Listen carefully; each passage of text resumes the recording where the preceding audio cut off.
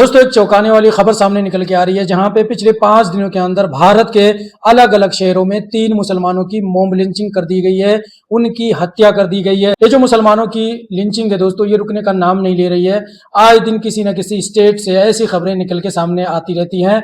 कभी किसी को ट्रेन से ढकेल दिया जाता है, कभी किसी को मामूली विवाद में लोग पीट पीट के उसकी हत्या कर देते हैं।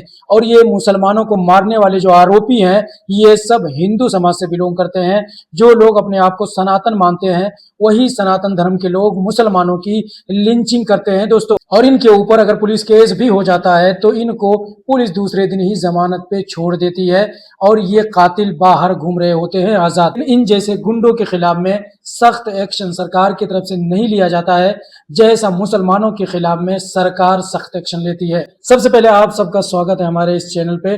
दोस्तों, वीडियो में लास्ट तक बने रहे। मैं आसान शब्दों में बताऊंगा कि भारत के किन शहरों में मुसलमानों की अभी 5 दिनों के अंदर मॉब लिंचिंग हुई है। तो आपने चैनल को सब्सक्राइब, पेज को फॉलो नहीं किया तो प्लीज आप लोग जरूर कर लें। पहली हत्या दिल्ली के अंदर होती है, जहां 28 मई 2026 को 26 साल के अरबाज को चाकू मार के उनकी हत्या कर दी गई। सिगरेट खरीदने को लेके मामूली विवाद के बाद में ये घटना हुई, जहां पे गुंडों ने उस बच्चे को सिगरेट के मामले में उसको कत्ल कर देते हैं। मतलब छोटी छोटी बातों पे लोग एक दूसरे की जान लेने के लिए भी तैयार हैं। कानून का कोई भी डर नहीं है इन लोगों के दिलों में।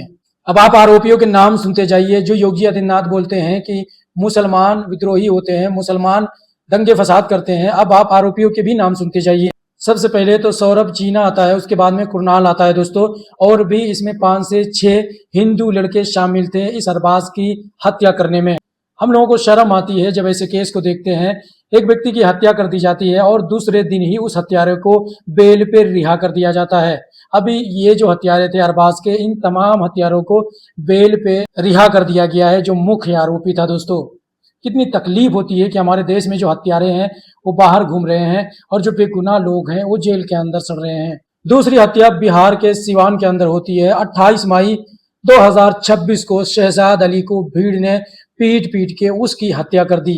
गांव वालों ने शहजाद के घर से उसको उठाया और फिर उसको ला के पेड़ के ऊपर बांधा और उसको मार मार के फिर उसकी हत्या कर दी गई है दोस्तों। इतनी दर्दनाक हत्या। ये जो बेरहम लोग हैं, ये जो कातिल हैं, ये जो गुंडे खुलेआम घूम रहे हैं, ये लोग घर से उठा के शहजाद अली की हत्या कर देते हैं। पुलिस ने अमित चौधरी और अवधेश और रंजन जैसे कई गुंडों को हिरासत में लिया है और उनके नाम भी मैंने आपके स्क्रीन पे लगा दिया है, आप लोग पढ़ लें। ये कौन आतंकवादी हैं? इनको आतंकवादी कहना बुरा नहीं होगा, क्योंकि ये देश में रह के देश में नफरत फैला रहे हैं, देश में दहशतगर्दी कर रहे हैं, लोगों का कत्ल कर रहे हैं। ये लोग बिना वजह छोटे छोटे झगड़ों में ये लोग मिलके ग्रुप बना के मुसलमानों के लड़कों की हत्याएं कर रहे हैं। तो ये आतंकवादी ही हुए, ये आतंकवादी से कम नहीं है गुंडे। ये जो अवधेश और चौधरी जैसे लोग हैं, ये आतंकवादी ही हैं। नाम आपके स्क्रीन पे आप पढ़ लीजिए, लेकिन मीडिया में कोई चर्चा नहीं है। ना तो गोदी मीडिया जो दलाली करती है, मोदी के तलवे चाटती है सुबह शाम, वो भी इसको नहीं दिखा रही है। कोई भी मीडिया चैनल इस चीज को अपने चैनल पे नहीं दिखा रहा है और कहीं पे भी आपको देखने को भी नहीं मिलेगी, क्योंकि मुसलमानों की कोई नहीं सुनने वाला। मुसलमानों को काट दिया जाएगा, मार दिया जाएगा, कत्ल कर दिया जाएगा। कोई भी हेडलाइन नहीं बनेगी उनको लेके चैनलों पे, इन गोदी मीडिया के। आपने सुना होगा सूर्या हत्याकांड पे गोदी मीडिया अपने गले को फाड़ फाड़ के चिल्ला रहा था, फाड़ फाड़ के चिल्ला रही थी गोदी मीडिया। अंजना ओम कश्यप चिल्ला रही थी कि हिंदुओं की हत्या बिल्कुल भी बर्दाश्त नहीं की जाएगी। लेकिन यहाँ पे 5 दिन के अंदर 3 मुसलमानों की हत्याएं हो जाती है और वही अंजना ओम कश्यप गोदी मीडिया जो दलाली करती है, उसकी औकात नहीं है कि वो इन तमाम मुसलमानों के नामों को और उन तमाम आरोपियों के नामों को अपने चैनलों पे दिखा सके।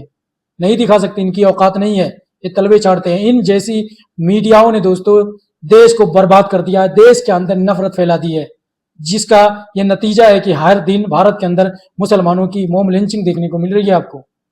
तीसरी खबर भी सुनते जाइए। वहीं छिंदवाड़ा के रहने वाले 24 साल के अली खान को ट्रेन की सीट को लेके उनको पीट पीट कर उनकी हत्या कर दी गई है।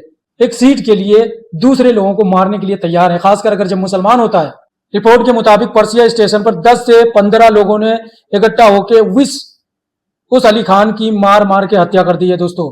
10 से 15 लोग, मतलब ये जो गुंडों का जमावड़ा है ना, ये लोग अपने आप को इकट्ठा करते हैं, फिर एक मुसलमान व्यक्ति को मारने के लिए इतने सारे लोगों को इधर उधर से बुलाते हैं और उसकी हत्या कर देते हैं। भाई कहाँ है कानून, कहाँ है पुलिस व्यवस्था?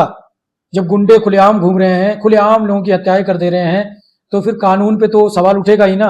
लोग सवाल उठाएंगे ही ना पुलिस प्रशासन पे। सरकार पे भी लोग सवाल उठाएंगे।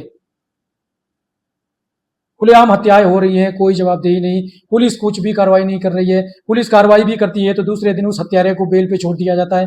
ये कैसा कानून है भाई, ये कैसा इंसाफ है? अगर आरोपी मुसलमान होता तो अब तक उस मुसलमान को उम्र कैद की सजा सुना दी गई होती, पूरे देश के अंदर प्रदर्शन किया जा रहा होता, योगी सरकार, सीएम, पीएम भी आवाज उठा रहे होते, इसके उस मुसलमान को सजा दिलाने के लिए लोग सड़कों पे उतर आ गए होते। आपने बहराइच वाला मामला तो देखा होगा ना, किस तरीके से योगी आदित्यनाथ ने उस मामले में दखलबाजी की, हिंदुओं को बचाने के लिए मुसलमानों को उम्र कैद की सजा तक सुनवा दी।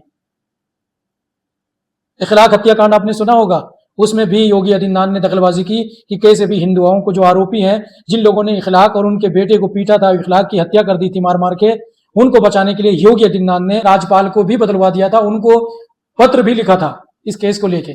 मतलब पर्सनल दखलबाजी की थी इखलाक केस के अंदर योगी आदित्यनाथ ने। तो फिर मुसलमान किस से इंसाफ की उम्मीद करेगा? अब ये जो 5 दिन के अंदर 3 मुसलमानों की लिंचिंग हुई है, शहबाज, शहजाद और अली खान, इनको इंसाफ नहीं मिलने वाला, कोई उम्मीद नहीं है सरकार से। कोर्ट कचहरी सब भी की हुई है, कोई भी इंसाफ नहीं करने वाला। हमारा देश अब लोकतांत्रिक और संवैधानिक नहीं रह गया है। आप लोग क्या कहना चाहेंगे दोस्तों, कमेंट में जरूर बताएं। इस वीडियो को शेयर करें, चैनल को सब्सक्राइब, पेज को फॉलो नहीं किया है तो आप लोग जरूर करें।